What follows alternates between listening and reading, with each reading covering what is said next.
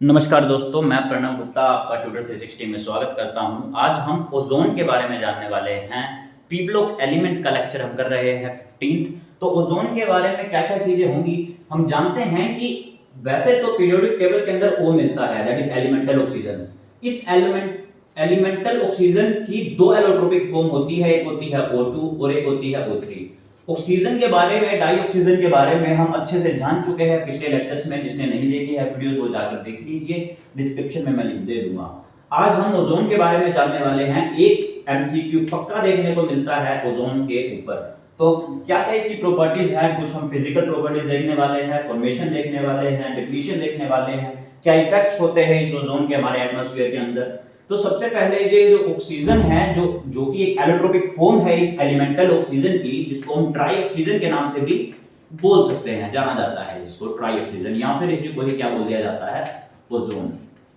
ये जो ओजोन है हमारे एटमॉस्फेयर के अंदर प्रेजेंट होती है, अपर एटमॉस्फेयर के अंदर, स्ट्रेटोस्फेयर है ना, आप जानते हो अपर एटमॉस्फेयर। अगर कैलकुलेट किया जाए तो about 20 kilometre from the earth surface, हमारी जो ओजोन है वो प्रेजेंट होती है। अब होता क्या है, हमारे पास जो ऑक्सीजन होती है, जो ऑक्सीजन प्रेजेंट होती है हमारे एटमॉस्फेयर के अंदर, है ना, वो ऑक्सीजन और जो सनलाइट होती है, या फिर मैं बोल दूं यूवी लाइट्स, यूवी रेडिएशंस, ये यूवी रेडिएशंस इस ऑक्सीजन को क्या कर देती है, डिप्लीट कर देती है और कन्वर्ट कर देती है किसके अंदर, ओजोन के अंदर। अब दोस्तों ये जो ओजोन है इसके बहुत से फायदे हैं, क्योंकि ये जो ओजोन है वो बहुत अच्छी एब्जॉर्बर है यूवी रेडिएशंस की, absorber, it's a good absorber of UV radiations. UV radiations माने क्या, ये जो अल्ट्रावायलेट रेज आ रही हैं, जो कि करीब 250 टू 350 नैनोमीटर के करीब आ रही है, इनको एब्जॉर्ब करना इतना इजी नहीं है। ये जो ओजोन है इनको अच्छे से एब्जॉर्ब कर लेती हैं, और एब्जॉर्ब कर लेती हैं तो हमें और प्लांट लाइफ को, एक्वेटिक लाइफ को कम से कम जो यूवी लाइट है वो मिलती है। दैट मींस व्हाट, कि हम प्रोटेक्ट हो रहे होते हैं इस यूवी रेडिएशन से। अगर हम यूवी रेडिएशन के कांटेक्ट में आ जाते हैं तो हमें स्किन डिजीज, नोजिया, है ना, इन सब टाइप की, और जो प्लांट्स लाइफ है उनको भी बहुत ज्यादा खतरा है इस ओजोन से। तो ओजोन से बोल रहा हूं, यूवी रेडिएशन से। तो इसको एब्जॉर्ब करना बहुत ज्यादा इंपॉर्टेंट है। कौन इसको एब्जॉर्ब करता है, ओजोन एब्जॉर्ब करती है।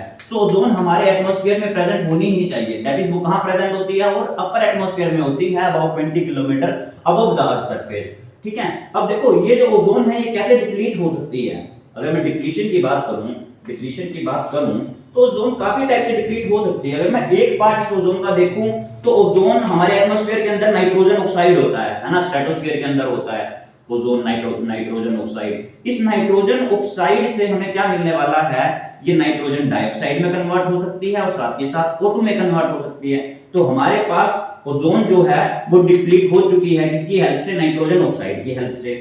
दूसरा, हमारे एटमॉस्फेयर के अंदर हमें डाई ऑक्सीजन बहुत ज्यादा मिलती है, तो O3 को अगर O2 मिल जाए तो भी ये हमारे पास O2 और O2 ये सब गैसेज हैं, है ना। आप लिख सकते हैं this is also gas, this is also gas, ये भी गैस है, ये भी गैस है, ये भी गैस है, ये भी गैस है, ये भी गैस है। तो इतनी सब चीजें लिखने की जरूरत नहीं है, सिर्फ समझने की जरूरत है कि ऑक्सीजन जो, ओजोन जो है वो ऑक्सीजन की वजह से भी डिप्लीट हो रही है।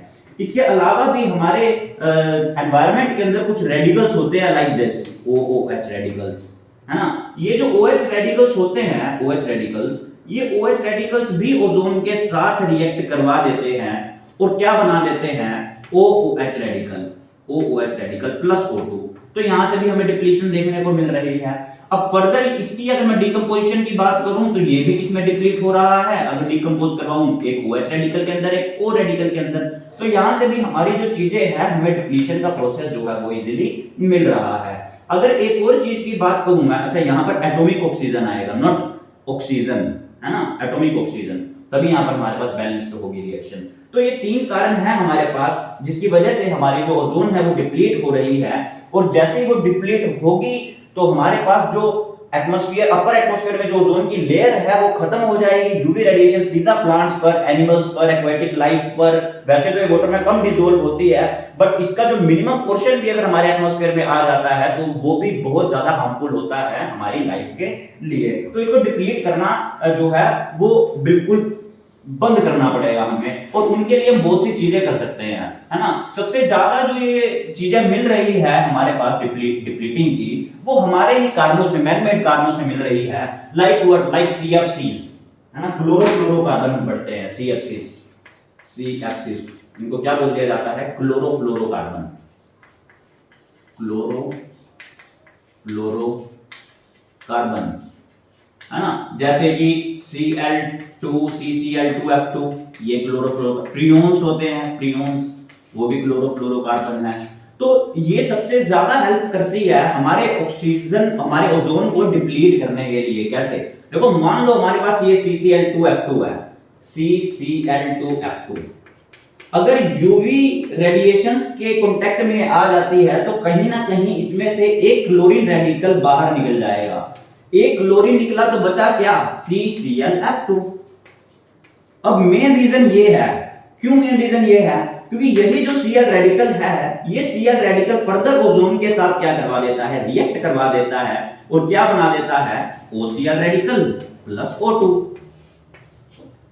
तो मतलब क्या है कि ये भी फर्दर हमारे पास ओजोन को अलग कर रहा है, डिप्लीट कर रहा है, ये रेडिकल बना रहा है। ये रेडिकल की अगर मैं फर्दर फॉर्मेशन करा दूं, डिप्लीशन करा दूं, तो हमें O रेडिकल और Cl रेडिकल अलग से मिल जाते हैं।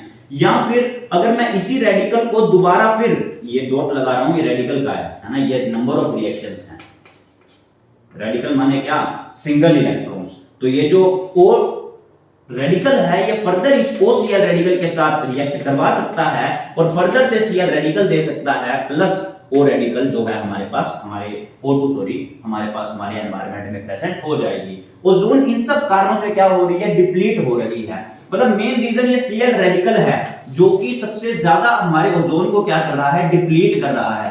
तो अगर हमें ओजोन को डिप्लीशन से बचाना है तो हमें इस Cl रेडिकल को कम करना होगा हमारे एटमॉस्फेयर में, जो कि कैसे होगा, क्लोरोफ्लोरोकार्बन कम करने से। क्लोरोफ्लोरोकार्बन कहां प्रेजेंट होते हैं, ये रेफ्रिजरेटर्स में यूज होते हैं, रेफ्रिजरेंट्स। किसी भी कूलेंट जो हमारे पास इक्विपमेंट होते हैं, जो कूलिंग प्रोड्यूस कर रहे होते हैं, हर एक के अंदर हमारे पास क्या होता है, कूलेंट होता है, या फिर हम क्या बोल देते हैं, क्लोरोफ्लोरोकार्बन होता है। बहुत से देश ऐसे भी हैं जिन्होंने ये कुछ स्प्रेज हैं या फिर क्लोरोफ्लोरोकार्बन है, उनका यूसेज कम कर दिया है, ताकि ये जो ओजोन लेयर हमारे पास बनी है इसको डिप्लीट ना किया जाए, क्योंकि ये हमें बचा रही है किससे, यूवी रेडिएशन से। यूवी रेडिएशन ही कैंसर का कारण भी बन सकती है। तो बहुत ज्यादा इंपॉर्टेंट है इस बात को समझना। अच्छा, ये जो Cl रेडिकल है ये एक और जगह से मिलता है, कहां से, वोल्केनिक इरप्शन से। वोल्केनिक इरप्शन होती किससे है, वो भी ओजोन लेयर डिप्लीशन की वजह से ही होती है। तो ये इंटरडिपेंडेंट कॉन्सेप्ट है।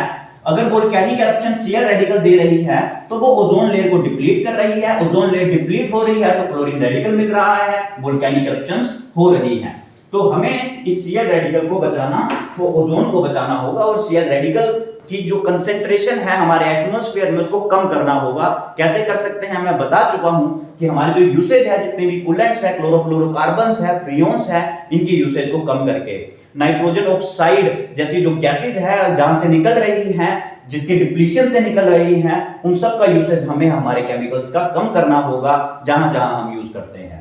तो देखिए, चलिए इसकी डिप्लीशन की बात हमने कर ली। अगर फॉर्मेशन की बात मैं करना चाहूं तो हम ये देख सकते हैं, ये जो अभी तो हमने देखा था कि नेचर के अंदर कैसे हो रहा है कि यूवी रेडिएशंस ओजोन पर पड़े, ऑक्सीजन पर पड़ेगी और हमारे पास ओजोन बन जाएगी। बट इसके अलावा भी लेबोरेटरी प्रिपरेशन के अंदर, क्योंकि हमारे पास एक्सपेरिमेंट्स के लिए हमें ओजोन लेनी पड़ेगी, तो कैसे बनाई जाएगी।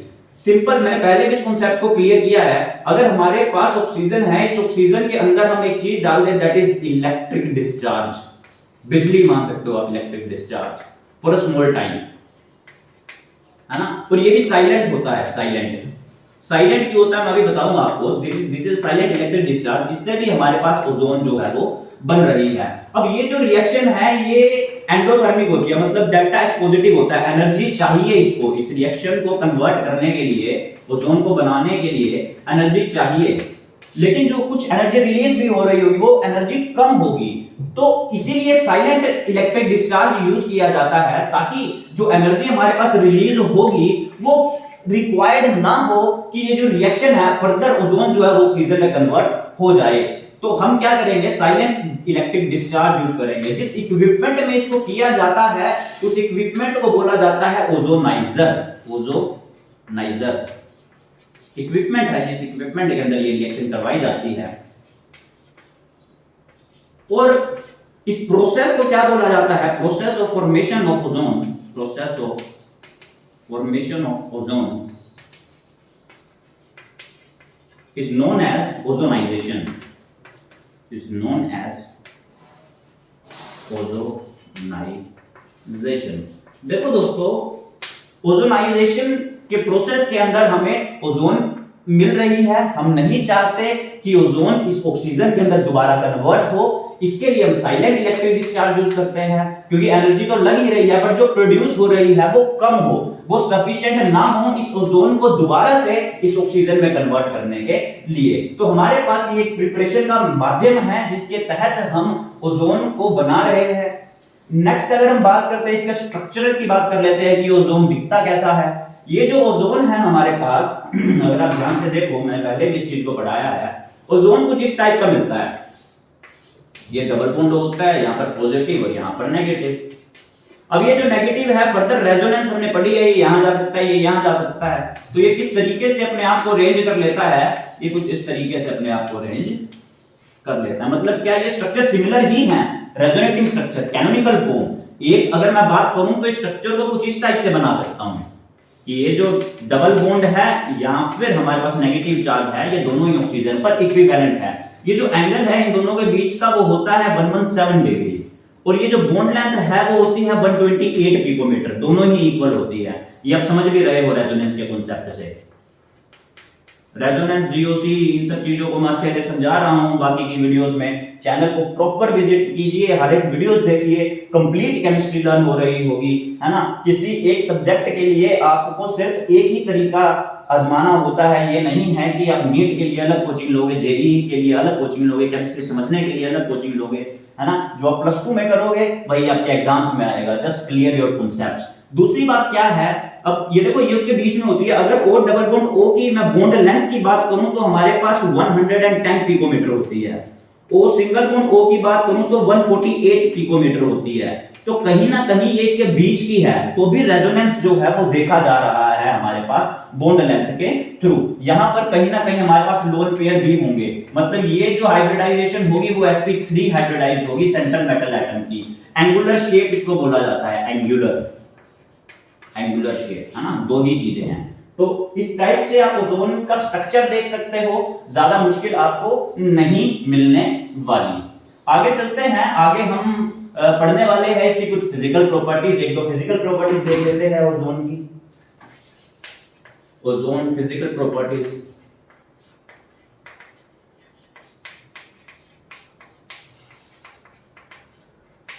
अगर फिजिकल प्रॉपर्टीज की बात करूं तो ओजोन हमारे पास अगर गैस के अंदर बात करूं तो ब्लू कलर का होता है, ब्लू कलर, टॉक्सिक होता है।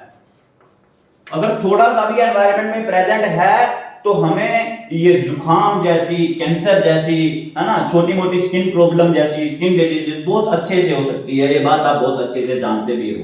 दूसरी अगर मैं बात करूं कि ओजोन को अगर मैं फ्रीज्ड कर दूं, ओजोन को अगर मैं फ्रीज्ड कर दूं, है ना, तो हमारे पास अभी ये गैस था तो ये लिक्विड में कन्वर्ट हो सकता है, लिक्विड में। इसका भी कलर डीप ब्लू ही होता है, डीप ब्लू। अगर मैं चाहूं तो लिक्विड से गैस में दोबारा लेके जा सकता हूं, जिसको मैं क्या बोलूंगा, बॉइलिंग पॉइंट। तो इसका जो बॉइलिंग पॉइंट होता है वो होता है 161 केल्विन।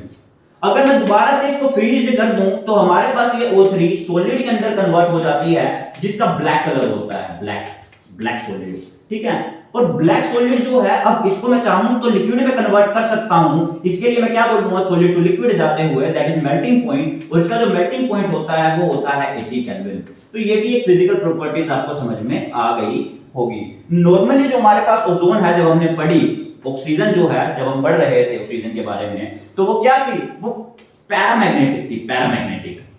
मैंने बताया था कि अभी आप इस बात को वहां भी नहीं समझोगे जब तक हम मॉलिक्यूलर ऑर्बिटल डायग्राम इसका नहीं देख लेते हैं। मैंने वहां पे थोड़ी बहुत आपको समझाया था, वहां से देख लीजिए, वरना केमिकल बॉन्डिंग के अंदर हम इस बात को समझ रहे होंगे, है ना, कि O2 तो पैरामैग्नेटिक है, बाकी इसी ग्रुप के जितने भी एलिमेंट है वो डायमैग्नेटिक होते हैं। वैसे ही ओजोन भी आपकी क्या होती है, डायमैग्नेटिक होती है। अगर एक और प्रॉपर्टी की मैं बात कर लूं तो हमारी जो ओजोन होती है वो बहुत भारी होती है ना। अप्रोक्स हमारी जो ओजोन होती है is 1.6 times heavier than air, heavier than air. अब हैवियर का मतलब क्या, हम कैसे चेक करते हैं कि कोई भी जो गैस है वो हैवी है, हम चेक करते हैं वेपर डेंसिटी से कि उसके वेपर्स की डेंसिटी कितनी है, मास पर वॉल्यूम, वेपर डेंसिटी। ओजोन की जो वेपर डेंसिटी होती है वो अराउंड होती है हमारे पास 24, और एयर की जो डेंसिटी होती है वो हमारी वेपर डेंसिटी जो होती है वो अराउंड 14.4 होती है। आप कैलकुलेट करोगे जब इस बात को, मतलब 14.4 बाय 24 into 100, तो अप्रोक्स 1.7 आपका आ जाएगा। अगर परसेंटेज की मैं बात करूं, है ना, 1.67 जो है वो हैवियर होती है हमारी ओजोन बाकी के एटमॉस्फेयर से। अगली वीडियो के अंदर हम क्या पढ़ने वाले हैं, हम इसकी कुछ केमिकल प्रॉपर्टीज देखने वाले हैं। हमने अभी तक फिजिकल प्रॉपर्टीज, इसका स्ट्रक्चर, प्रिपरेशन, इसकी डिप्लेशन जान ली है। एक क्वेश्चन आपको पक्का देखने को मिल सकता है किसी भी टाइप के एग्जाम में, किसी भी लेवल के एग्जाम में, तो आप इस बात को अच्छे से समझ लीजिए। कोई डाउट है तो कमेंट सेक्शन में जरूर लिखिए, है ना। Thank you so much, thank you for watching the video, thank you.